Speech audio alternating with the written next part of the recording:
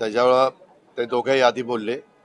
मला आपल्याला सगळ्यांना सांगायचं आहे की मी आजचा 10वा अर्थसंकल्प 10व्यांदा ह्या राज्याचा अर्थसंकल्प सादर केलेला आहे. तसा दीपकजींनी 7व्यांदा केलेला आहे. त्याच्यामुळं आम्ही काय ह्याच्यामध्ये नवखे नाहीये. अनेक वर्ष राज्यकारभार पाहत असल्यामुळं उद्याच्याला काही निर्णय घेतल्यानंतर त्याची अंमलबजावणी करण्याच्या करता तेवढी क्षमता आपल्या राज्याच्या मध्ये आहे का, तेवढे फंड्स आपल्याकडे आहे का, त्याच्यामध्ये केंद्र सरकारने सगळ्या राज्यांना घालून दिलेले 3% बाहेर जायचं नाही, त्याच्या आतमध्ये ह्या सगळ्या गोष्टी बसतात का, ह्या सगळ्याचा विचार करून हा अर्थसंकल्प मी आणि वरच्या सभागृहात दीपकजींनी सादर केलेला आहे. मी आपल्याला सगळ्यांना सांगेन, अनेक दिवस आमच्या मनात होतं शेतकऱ्यांना वीज माफी द्यायची. आज गरीब शेतकरी, अल्पभूधारक, अत्यल्पभूधारक, लहान शेतकरी ह्याला आम्ही 7.5 हॉर्सपॉवर पर्यंत, 1 हॉर्सपॉवर पासून 7.5 हॉर्सपॉवर पर्यंत विजेच्या बाबतीत माफी दिलेली आहे. यामध्ये आम्ही मुख्यमंत्री माझी बहीण योजना ह्या सगळ्या गोष्टी करताना जिथं आता वीज बिल माफ केलेलं आहे त्याच्यामुळे त्यांना काही पैसे द्यायचा प्रश्न येत नाही, पण ज्यांना लाभ द्यायचा आहे तो लाभ कुणाच्याही हातामध्ये ते पैसे जाणार नाही, तर त्या लाभार्थीच्या डीबीटी मध्ये अकाउंटला हे पैसे जाणार आहेत. एवढी पारदर्शकता आपण त्याच्यामध्ये ठेवलेली आहे. आणि एकंदरीतच लोकांच्या मध्ये वावरत असताना माझा दूध उत्पादक शेतकरी अडचणीत वाटला, त्याला आपण चांगल्या प्रकारची मदत पुन्हा 5 रुपये प्रति लिटर गाई दुधाला, दुसऱ्या कुठल्या दुधाला नाही, गाईच्या दुधाला ही आपण दिलेली आहे. युवा कार्य प्रशिक्षण, बरेच तरुण मुलांना नोकऱ्या मिळत नाही, ते कोर्स करतात किंवा ग्रॅज्युएट होतात, डिप्लोमा होतात, पण त्यांना अनुभव नसतो, तर त्यांना अप्रेंटिसशिप कुठेही करण्याच्या करता राज्य सरकार 10,000 रुपये महिना तिथं देणार आहे. आणि एकदा वर्षभर त्यांनी अप्रेंटिसशिप पूर्ण केल्यानंतर त्याला एकतर अनुभव येईल, तो स्वतःच्या पायावर उभा राहील, किंवा तो चांगल्या पद्धतीनं त्याला कुठं नोकरी देखील मिळेल. अशा पद्धतीनं दरवर्षी 10 लाख मुलांना ती संधी देण्याचा निर्णय आम्ही आज घेतलाय. त्याच्यामध्ये कापूस सोयाबीनचा आत्ता तुम्हाला माझ्या आधी मान्यवरांनी सांगितलेलं आहे. पिंक रिक्षा या देखील आम्ही 10,000 महिलांना पहिल्या टप्प्यामध्ये देण्याच्या बद्दलचा निर्णय घेतलेला आहे. आपल्याला सगळ्यांना माहिती आहे की गरीब कुटुंबातली किंवा मध्यमवर्गीय कुटुंबातली मुलगी किंवा त्यांच्या घरातली कुणी भगिनी ही जर शिकायचं म्हटलं तर त्यांना ती फी परवडत नव्हते. आतापर्यंत आम्ही 50% त्यांना फी भरायला मदत करायचो, परंतु शेड्यूल कास्ट आणि शेड्यूल ट्राईबला तर 100% फी माफ आहे. आणि यांच्या मनामध्ये देखील इकॉनॉमी विकर सेक्शन मध्ये मोडणारा जो समाज आहे त्या सगळ्या समाजातल्या मुलींना वाटायचं की बा आमचं काय, आम्ही गरिबाच्या पोटी जन्माला आलो म्हणून आम्हाला चांगलं शिक्षण घ्यायचं नाही का. आणि त्याकरता आम्ही त्यांना आता 100% रक्कम देण्याचा निर्णय हा आजच्या अर्थसंकल्पामध्ये घेतलेला आहे. अर्थसंकल्प सादर करत असताना विरोधक वेगवेगळ्या प्रकारची टीका करतील की एवढा निधी कसा आणणार, त्याच्यामध्ये कुठनं पैसे येणार. मित्रांनो, या सगळ्याचा विचार करूनच आम्ही हा अर्थसंकल्प सादर केलेला आहे. मी आपल्याला सगळ्यांना सांगेन की 2022-23 मध्ये आपलं जीएसटी अधिक व्हॅट अधिक व्यवसाय करायचं उद्दिष्ट 2.25 लाख रुपये होतं. 23-24 ला ते 2,05,500 कोटी रुपये झालं. त्यानंतर त्याच्यामध्ये 24-25 ला 2,20,000 इथपर्यंत त्या ठिकाणी झालेलं आहे. अशा प्रकारे ती रक्कम वाढते. आताही आपला वाढीचा दर हा जवळपास म्हणजे राज्य सरकारचा आहे वार्षिक वाढीचा दर हा 18.5% आहे आणि केंद्राचा वाढीचा दर हा 11.5%. केंद्राच्या वाढीमध्ये जर देशाचा विचार करता जी काही रक्कम त्यांच्याकडे जमा होती, आता समजा त्यांची 23-24 ला 20 लाख 16,272 कोटी जमा झाले. त्याच्यामध्ये एकट्या तुमच्या माझ्या महाराष्ट्राचा हिस्सा हा 15.9%, म्हणजे थोडं कमी 16% होता. आपण 3,20,000 कोटी रुपये त्याच्यामध्ये GST मध्ये आपल्याकडे जमा झाले. आणि दरवर्षी आपलं उद्दिष्ट हे जवळपास 50 ते 60,000 कोटीनं वाढतंय. त्याच्यावर हा निधी उभा करत असताना हा फार GST ही आमची जमेची बाजू आहे. त्याचबरोबर वॅट असेल, प्रोफेशनल टॅक्स असेल, त्याच्यामध्ये व्यवसाय कर असेल, ह्याच्यामध्ये देखील दरवर्षी आपल्याकडे वाढ होतीये. त्याचा विचार सगळ्याचा साकल्याने करूनच आणि केंद्र सरकारने जे 3% मर्यादा दिलेली आहे की तुम्ही 3% पर्यंतच कर्ज उचलू शकता सगळ्याच भारतातल्या राज्यांना, त्याच्यामध्ये आपण त्याच्या आतमध्येच आहोत या प्रकारे. आणि आज अर्थसंकल्पामध्ये काही रक्कम कमी वाटत असली तरी माझी 7 तारखेला का 9 तारखेला पुरवणी मागणी मी सादर करणार आहे. त्याच्यामध्ये आम्ही ती रक्कम दाखवणार आहे. त्याच्यानंतर पुन्हा डिसेंबरला आम्हाला संधी आहे. अशा पद्धतीच्या संध्या सातत्याने असतात. केंद्रामध्ये देखील आमच्या विचाराचं सरकार आहे. यंदा 15वा वित्त आयोग संपलेला, आता 16वा वित्त आयोग सुरू होतोय. 16व्या वित्त आयोगामध्ये देखील भरीव अशा प्रकारची मदत ही राज्य सरकारला मिळणार आहे. त्याच्यामुळे त्याच्यातनं पण आपल्याला निधी उपलब्ध होणार आहे. अशा प्रकारे या सगळ्या ज्या काही घोषणा केल्या त्या घोषणाची अंमलबजावणी करण्याकरता कुठल्याही प्रकारे निधीची कमतरता भासणार नाही. उलट आम्ही ठाणे, बृहन्मुंबई आणि नवी मुंबई इथं पेट्रोलचा दर राज्यातल्या इतर भागाच्या पेक्षा जास्त होता, डिझेलचा दर जास्त होता, तर आम्ही तिथला पेट्रोलचा दर आता 65 पैसे कमी केलाय आणि राज्याबरोबर त्यांना आणलंय.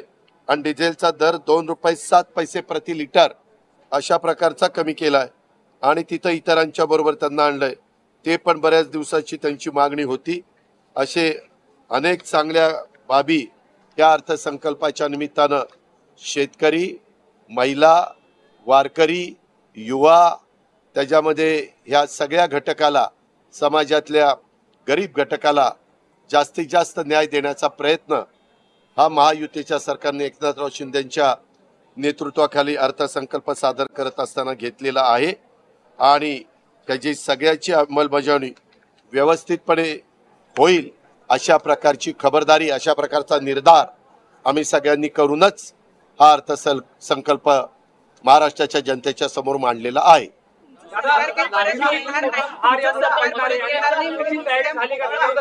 मी आत्ताच तुम्हाला काय सांगितलं, दरवर्षी आपलं 50,000 60,000 कोटी, 50,000 60,000 आपलं उत्पन्न GSTचं वाढतंय.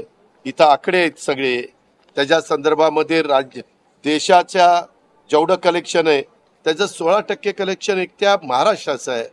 त्याच्यामुळे महाराष्ट्राला जेवढं कलेक्शन आहे त्याचा निम्मा पैसा तर आपल्याला GSTनं परत येतोच. ती कुठली अडचण आपल्याला त्या ठिकाणी येत नाही. आणि बाकीच्या संदर्भात आम्ही इथं कुठंही वेडेवाकडे प्रकार होऊ नये म्हणून DBT केलेलं आहे. डायरेक्ट त्या आधार कार्डशी आम्ही लिंकअप करणार आहे. ज्या महिलांना आम्हाला ही मदत करायची आहे ते आधार कार्डशी लिंकअप गॅस सिलेंडर द्यायचा, ते गॅस सिलेंडर देणार नाही. गॅस सिलेंडरच्या रक्कम जी काही 3 सिलेंडरची असेल ती त्या भगिनीच्या अकाउंटला जाणार आहे. एकाने बोला रे, एकाने. नगर महानगरपालिकेचे आयुक्त संतोष जावडे 9,30,000ची लाचेची मागणी करतात, 8 लाखाची मागणी करतात. अहो, असल्या बाबतीमध्ये कडक कारवाई केली जाईल. त्याच्यामध्ये अँटी करप्शन ब्युरोला सांगितलेलं आहे, ते त्याचा तपास करतायत. त्याच्या संदर्भात विश्वास नांगरे पाटलांशी आमचं बोलणं झालेलं आहे. त्यांची टीम तिथे गेली, बाकीच्यांच्याकडनं पण माहिती घेत आहेत. असे कुणाच्याही प्रकारचे लाड पुरवले जाणार नाही. जे चुकीचं करेल, जे भ्रष्टाचार करतील त्यांच्यावर ऍक्शन घेतली जाईल. डिसेंबरच्या धर्तीवरती लाडकी बहीण योजना आणलेली आहे. साधारण किती तरुणींना त्याचा लाभ होईल आणि किती निधीची तरतूद किती वेळासाठी केली गेली?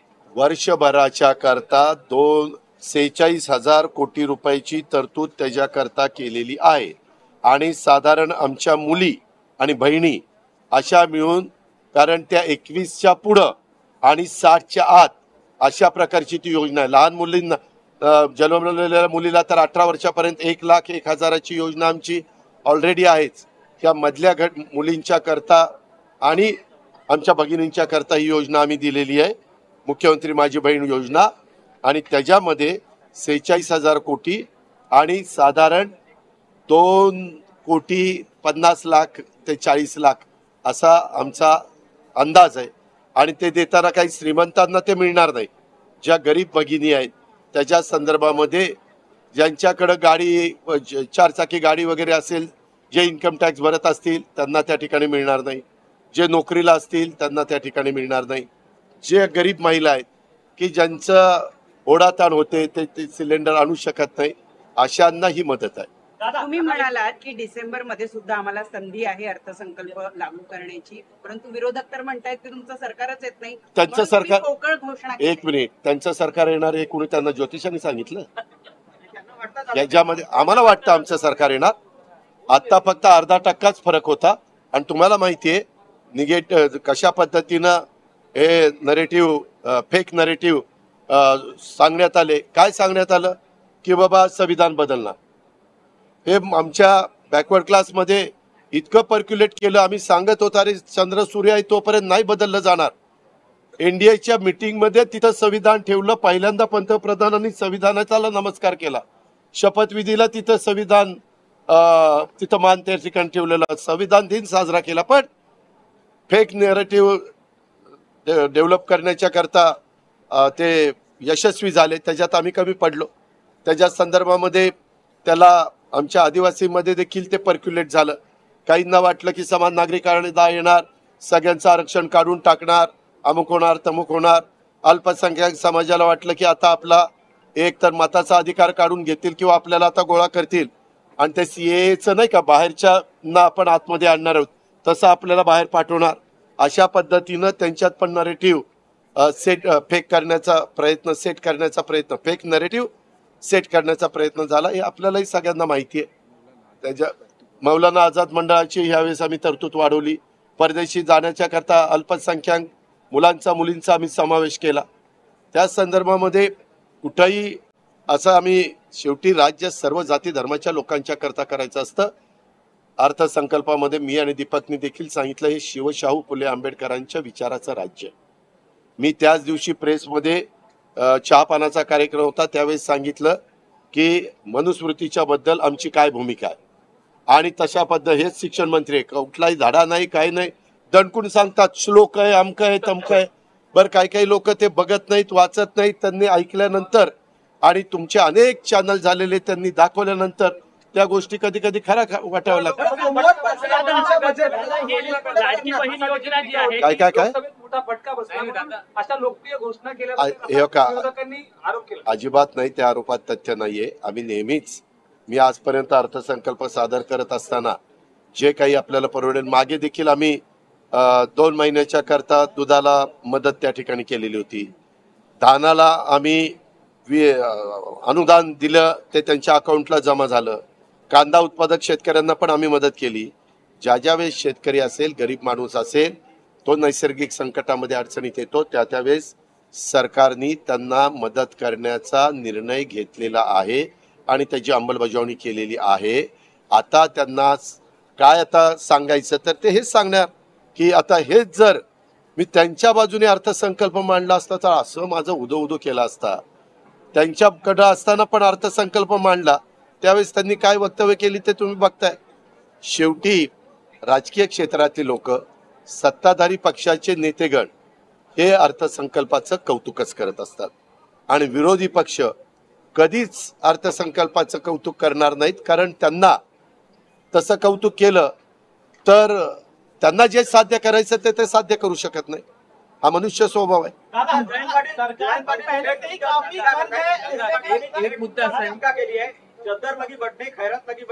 अरे सांगितलं ना मुख्यमंत्र्यांनी, पुन्हा काय चत्तर